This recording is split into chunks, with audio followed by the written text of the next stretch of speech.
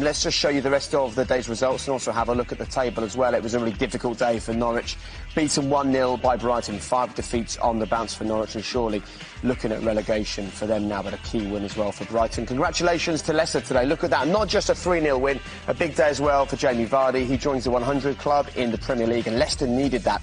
Their first win since the restart, and we'll show you why that win is so important for them now, because after that win for Manchester United, it is so tight in this chase for the Champions League. Look at that, Leicester on 58 points, United 3 behind them, then Chelsea with a game in hand, a point behind, Wolves with a game in hand, 3 points behind United. It is really tight in that scrap, but United in form, and Ole will be very happy. Meanwhile, down at the bottom, well, the battle to avoid the drop is just as tight. The big issue for Bournemouth isn't so much points on the board, although that is a problem. It's more their form. They just can't pick up wins. 16 games now with no clean sheets, 17 defeats in the last 22. Big worries for Eddie Howe. They're going to Solskjaer, and we'll do that before too long. Make sure you stay where you are. But as you can see, Robbie Savage is also with us here. Look, Robbie, it's one of those days where everybody wanted in on the act. The average age of the 4 goal scorers for United, 22 years old. Looking good. Yeah, and those front three, Greenwood, Rashford and Martial combined, have scored more this season in all competitions than Liverpool's front three, which is quite a fascinating stat. And, you know, if I said to you and Rio, when was the last time Manchester United scored 5 goals at home in the Premier League, what would the answer be? Well, you're going to tell us, aren't you, Robbie? I'd say about 8.5 years, yeah. 2011. 2011 against Wigan, 5-0. So they're scoring goals now that they are, as Rio said, Ollie's at the wheel, Rio. There you go. It was a brilliant performance. It's a shame, of course, there's no fans there to witness it, but the players certainly enjoyed themselves. Let's hear from one of them right now. Marcus Rashford can give us his thoughts. Your 20th, Anthony Martial, 20. Mason Greenwood, 15. It looks like you're all trying to outdo one another up front. No, you know, for us it doesn't really matter who scores, just as long as there's someone scoring and putting the points on the table. But you know, when we're all in goal scoring form, you know, Mason's been on fire, Anthony's been on fire.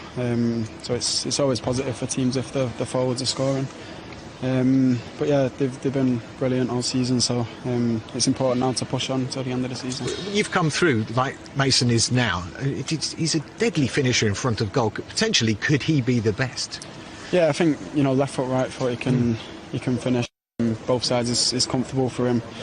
But you know, I wouldn't put too much emphasis on him. I just let him play his football and do what he does, and you know, like you've seen today, that's what he does. He scores goals when other people can't score goals, and you know, it's a big bonus for us to have him in the squad. You did mention that some slips at the back, but you're such a free scoring side at the moment. It kind of covers over those kind of flaws in the process today. Yeah, you know, we recognise them and we move on and just try and rectify them. You know, the goals we're not always going to score 5 goals in a game or 4 goals in a game, so sometimes we might only score 1, so we have to make sure we try and not to concede. And you've moved back into the top 4 for the first time since September, so now it's clear the goal is there and it's getting closer. Yeah, you know, we're just trying to concentrate on ourselves. You know, we're not in control of what the other teams can or can't do, so you know, we concentrate on ourselves, keep improving the performances, and hopefully just keep picking up 3 points. Congratulations. Well Thank you. Ollie, a lot to be happy with this afternoon. 5 goals and you're back in the top 4. Yeah, but there's still games to be played today. But yeah, very, very happy with today. The energy in the team, the goals that we score, the will and intent to go forward. It's just too bad we couldn't get the fans inside, and I think that's a game for the fans. That's definitely one that the Stretford end would have enjoyed.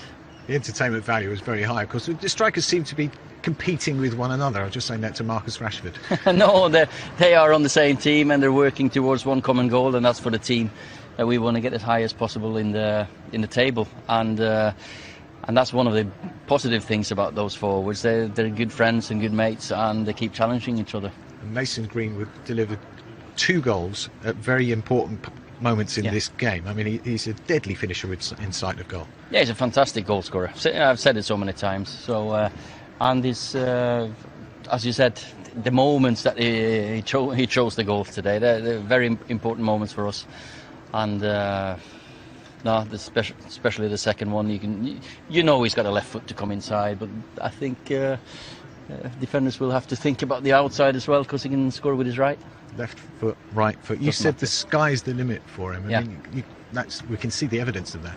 Yeah, no, he's a very, very talented boy, and we'll just nurture him and manage him as well as we can and give him more and more minutes. You warned about the pitfalls, and you've avoided one today, but there were some scares at the back at the start of both halves. Yeah, you know, when you play against a team with the amount of forward players with strength and pace, that can cause you problems, skills. We know about Joshua. I've had him myself, and he's always a threat on the counter-attack. And Stanislas, what a nice goal that was. Was there an injury to Lindelof? What was the change at half-time? Yeah, he struggled today with his back, Victor, so hopefully he won't be too bad. And you're in the top four, as I say. The object now is to stay there, of course. Do you feel that you're on track? Yeah, it's just next game now, Aston Villa next, and that's quite a few days of recovery, so that'll suit us well. We don't play until Thursday, but then after that it's going to be tight. So we'll use this time well for training and recovery and be ready for running. Thanks, Ollie. Thank you. Oh, no! No!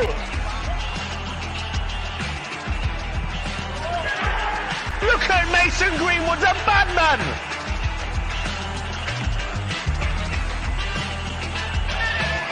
What a strike from Anthony Martial! Oh my God! Oh my God! They were thinking he's playing up to the camera. Well done to him today. Look, Rio, Robbie, quite rightly the players are going to get the headlines. It will be their photos in the papers tomorrow. But before we talk about the individuals, I think a mention for Ole Gunnar Solskjaer when you see how he's improving the players around him, particularly those young strikers. And particularly the attacking players. Again, I spoke about coming to the stadium or doing games and watching them as a fan on the TV, thinking, what am I going to get? Yeah. Depressing almost, not confident. Whereas now you're going into games thinking, wow, how many goals are we going to get? Who's going to score? Can't wait to see the way that they're playing free-flowing, attacking football. And Ollie and his coaching staff have to take huge credit for that, because not only that, they've got young players as well coming in there, going in unfazed and delivering. The front two players, 20 goals each, Martial and Rashford. It's great at the moment, but they've got to continue that. They've got to keep consistent. And, I mean, Greenwood, speaking about this young kid, you don't want to give him too much and put the spotlight too much, but when he's doing things like that, what he's done today, you've got to give him the credit he deserves.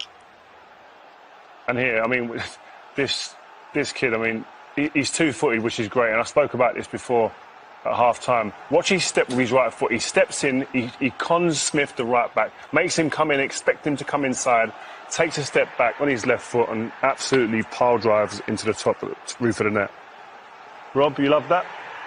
I think, I think you've said as well, Rio, at half-time, what foot are you? So nobody knows, because he's equally as comfortable and as powerful on either foot. And as Ollie said in that interview there, you know, some defenders might show him on the outside. If you do that, just watch the short back lift. What a strike. Look at that, running away from the goal as well, Rio. And how difficult is that technique? What I love about that is the way he takes it with both feet. He uses both feet to take it away from the defender, and he pulls the trigger so quick. They're the strikers I hated playing against. Doesn't matter how quick you are, you could be slow as you like, but if you pull the trigger quick, Jermaine Defoe was another one. He didn't need much space or much time to pull the trigger. The confidence in his own ability to hit the back of the net from that range is phenomenal. And his numbers are up there, guys, with the likes of Rooney and Owen and Fowler. He's in that company.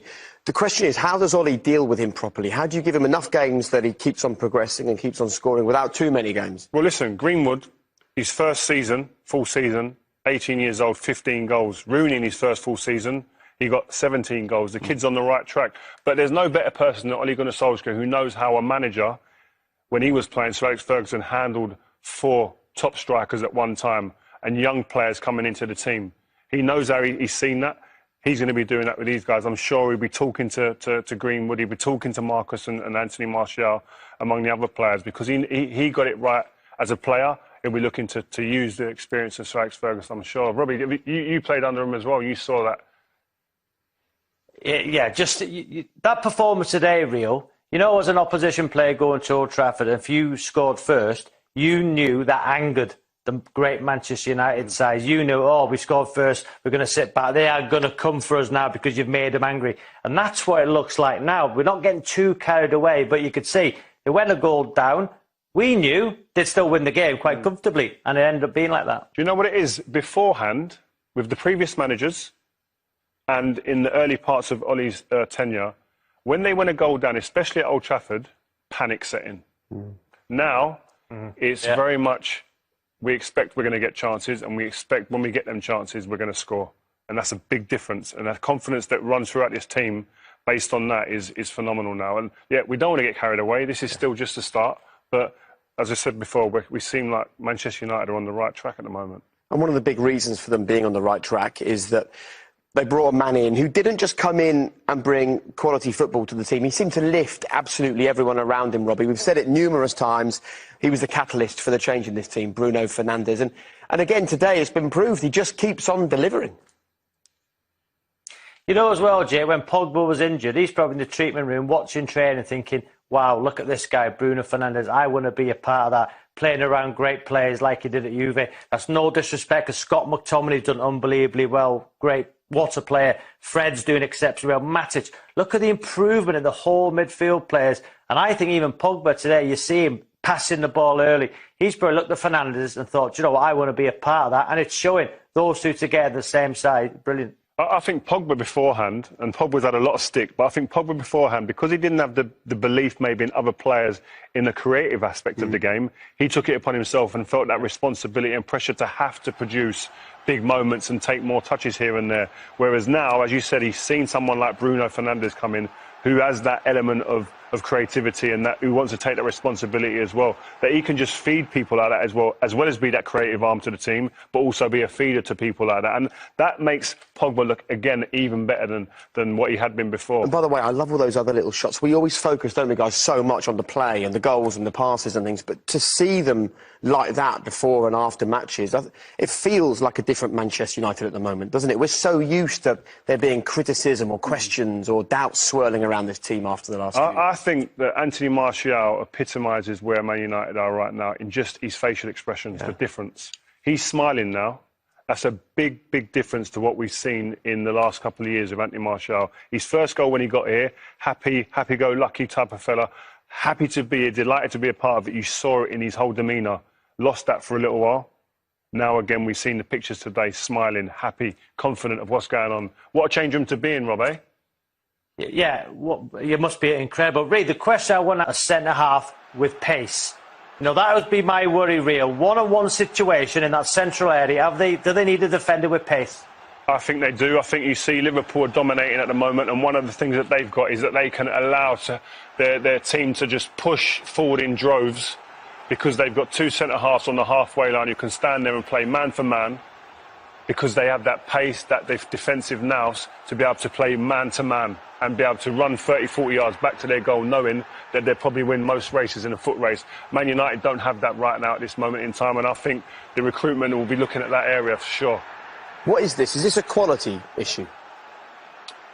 Quality, I think there's horses for courses. There's certain players that are good at certain things. I think Lindelof isn't someone who you'd back in a race back to his own goal on the halfway line, nor is Maguire. And I think if you've got two like that, I think that leaves you open to definite on counter-attacks, as we've seen many times this season. So I think they'll be looking to shore that area up definitely in this team, because I think that'll be something that will come back to haunt them over and over again, because it's something that does creep into their game more often than not.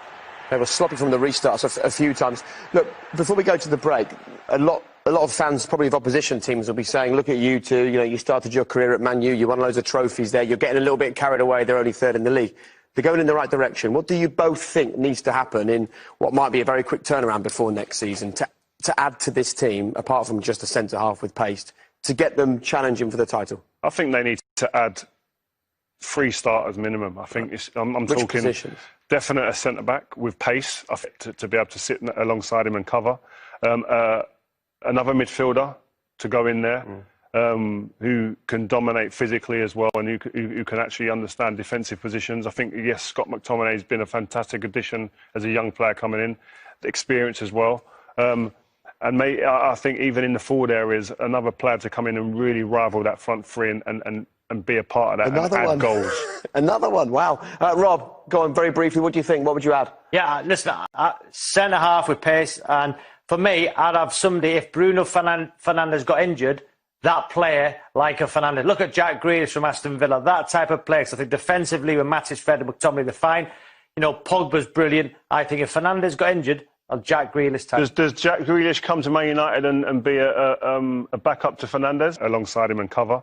Another midfielder to go in there who can dominate physically as well and who can actually understand defensive positions. I think, yes, Scott McTominay has been a fantastic addition as a young player coming in, the experience as well. And I think even in the forward areas, another player to come in and really rival that front three and be a part of that and add goals. Another one, wow. Rob, go on very briefly. What do you think? What would you add? Yeah, listen, centre-half with pace. And for me, I'd have somebody, if Bruno Fernandes got injured, that player like a Fernandes. Look at Jack Grealish from Aston Villa, that type of player. So I think defensively with Matic, Fred and McTominay, they're fine. You know, Pogba's brilliant. I think if Fernandes got injured, Jack Grealish type. Does Jack Grealish come to Man United and be a backup to Fernandes? It's Man United real. Man United Football Club still, for me, one of the biggest clubs, if not the biggest in the world. You know, Jack Grealish for me, if, you know, Man United go for him, for me, I would go. OK, gentlemen, thank you very much. We will see what happens over the summer.